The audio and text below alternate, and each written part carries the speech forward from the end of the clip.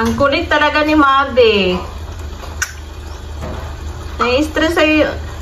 May stress talaga sa'yo yung isda. Ano sabi ng lalaki ko eh? Pag nasa ilalim yung isda, okay yung tubig sila ha. Uy, maunang butangan ni mo? Ayaw na ay. Pangitag na eh.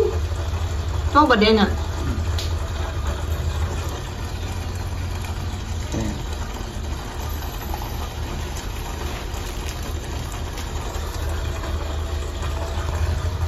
Hoy! Anong ginagawa mo dyan? Naka. Nag-iinteresan mo talaga yan.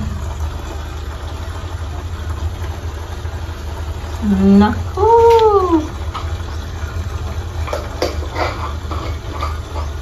Ganda ng pink ko. Parang sap-sap. Ano kaya isda yan? Ano saan ang tawagan ako eh? Pagbawa na, ang artificial color, mawala na. Dibutangan na na kulay? Kita ko na Facebook eh. Ginenjikan na color. Oh? Kawawa naman.